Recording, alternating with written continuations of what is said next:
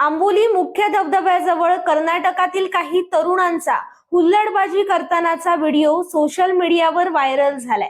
त्यामुळे प्रशासनानं अशा हुल्लडबाज पर्यटकांवर कारवाई करावी अशी मागणी तेथील स्थानिकांनी केली आहे।